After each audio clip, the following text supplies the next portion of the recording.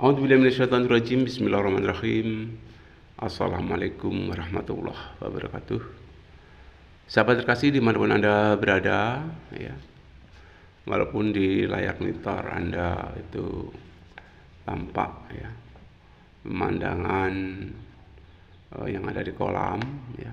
Di sini akan saya sampaikan sedikit keterkaitan dengan serba-serbi ilmu pengetahuan, ya, keterkaitan dengan cita-cita.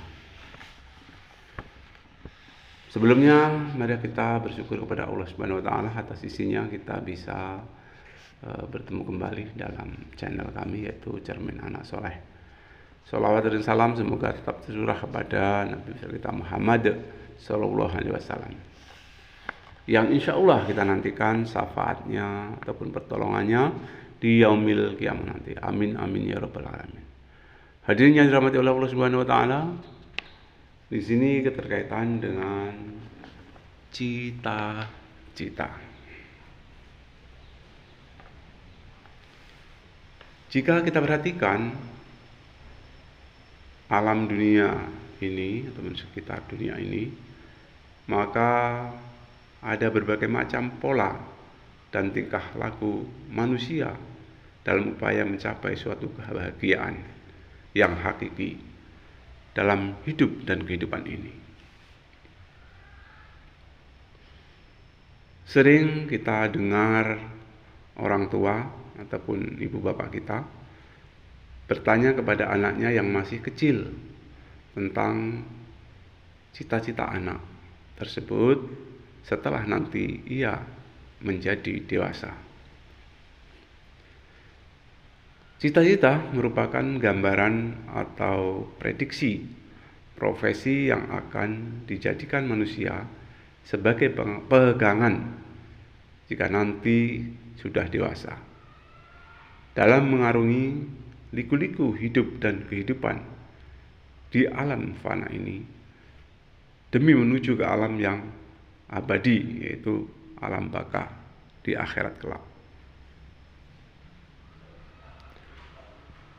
Secara logis, anak di bawah umur 10 tahun belum memahami apa yang sebenarnya bakat atau kemampuan yang ada pada dirinya. Terkadang orang tua sudah mempunyai prediksi akan bakat si anak.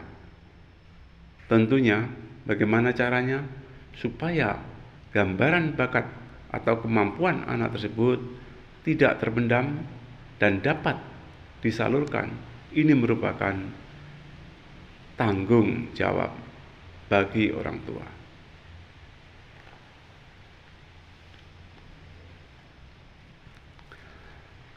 Kalau kita berbicara pada hukum, yaitu hukum Tuhan, hukum Allah, bahwa setiap manusia yang ada di dunia ini dikaruniai bakat yang sesuai dengan kemampuannya sendiri-sendiri. Dari hal yang demikian akhirnya timbul suatu cita-cita. Walaupun bakat sudah ditakdirkan oleh Tuhan yang Maha Kuasa, kalau tanpa adanya suatu upaya dan perjuangan yang keras, maka akan sulit untuk menemukan cita-cita tersebut.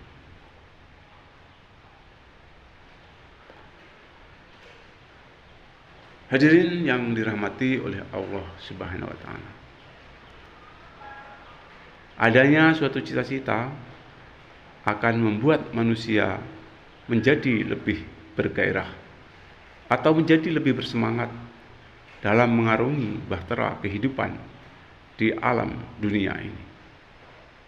Sehingga sikap optimis ada pada dirinya. Jadi seseorang yang mempunyai cita-cita, insya Allah, ya, mereka di dalam melaksanakan suatu kegiatan akan serius, ya, karena ada tujuan yang ingin ia capai, yaitu untuk memperoleh keberhasilan dari cita-cita tersebut. Berbeda dengan orang yang tidak mempunyai cita-cita. Jadi Seseorang yang tidak mempunyai cita-cita, ya, hidupnya tersebut akan pesimis, ya, dan tidak punya gairah dalam kehidupannya. Bahkan orang tersebut kadang-kadang seolah-olah akan putus asa di dalam memperjuangkan hidup dan kehidupan ini. Hadirin yang dirahmati oleh Allah Subhanahu wa taala,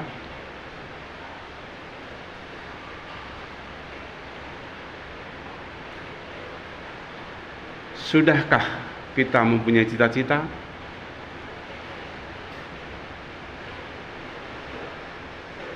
Mungkinkah cita-cita kita akan berhasil?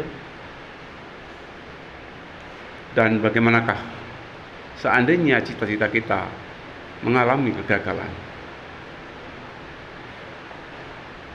Semua itu merupakan tanggung jawab kita sendiri, ya. Jadi walaupun bagaimana kita berusaha, ya, kita harus mempunyai cita-cita.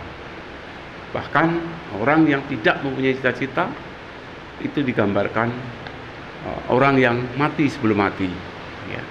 Hidupnya tanpa ada tujuan yang pasti, ya. Jadi ada yang mengatakan mati sebelum mati. Nah ini, ya. Jadi walaupun bagaimana, ya, kita harus berusaha untuk mempunyai cita-cita yang positif di dalam hidup dan kehidupan ini. Nah, sini dikatakan bagaimana seandainya kita tidak berhasil atau gagal untuk mencapai cita-cita, ya, semua ini kembali lagi kita pasrahkan kepada Tuhan yang Maha Kuasa. Karena sebagai manusia kita hanya diwajibkan untuk berusaha dan berusaha sembari berdoa, ya. Karena, ya, kita ini tidak mempunyai, ya, istilahnya itu kepastian apakah nanti apa yang kita cita-citakan itu berhasil atau tidak. Itu tidak mempunyai kepastian, ya. Yang jelas kalau kita mempunyai cita-cita, insya Allah dengan modal, ya, kita mau berusaha, berdoa untuk menggapai cita-cita tersebut, insya Allah. Nah, hadirin yang dirahmati oleh Allah Subhanahu wa taala, dalam sebuah buku, ya, Risalah Ilmu, itu dikatakan, ya, karena Allah Subhanahu wa taala sudah tegaskan juga, ya, di dalam surat Al-Baqarah, ya, fa idza sa'alaka 'ibadi 'anni fa inni qarib ujibu da'wata da'ani da'ani fal yastajibu li wal yu'minu bi la'allahum yarsudun, ya. Allah sudah tegaskan, apabila ada orang yang bertanya tentang halku, katakan wahai Muhammad bahwa aku itu dekat. Aku kabulkan semua orang yang punya cita-cita, tetapi hendaklah ia tunduk padaku. Jadi Allah sudah tegaskan akan dikabulkan semua orang yang punya cita-cita bila ia benar-benar memohon kepadaku. Tetapi di sini ada garis bawahnya. Tetapi hendaklah ia tunduk kepadaku. Jadi untuk mewujudkan suatu cita-cita, ya, selaku orang yang beragama kita nggak lepas, tunduk dulu kepada Tuhan yang Maha Kuasa, dalam arti mengerjakan apa yang menjadi perintah dan menjauhi apa yang menjadi larangannya, ya. Hadirin yang dirahmati oleh Allah Subhanahu wa taala, jadi cita-cita itu luar biasa pengaruhnya di dalam hidup dan kehidupan ini. Nah, kalaupun toh kita gagal, tentunya kita tawakal, yang penting kita berusaha. Dalam Risalah Ilmu dikatakan seandainya cita-cita kita di dunia ini nggak berhasil, insya Allah, ya, di akhirat nanti urusannya Allah akan dikabulkan cita-cita kita. Mungkin itu, ya, untuk menjaga supaya kita tidak putus asa, ya, cita-cita kita kalau dikabulkan di dunia, insya Allah di akhirat agar kita dikabulkan oleh Allah Subhanahu wa taala. Itu saja, lebih kurang saya minta maaf. Subhanallah wa bihamdihi, subhanallah wa bihamdika, asyhadu an la ilaha illa anta, astaghfiruka wa atubu ilaik. Assalamualaikum warahmatullahi wabarakatuh.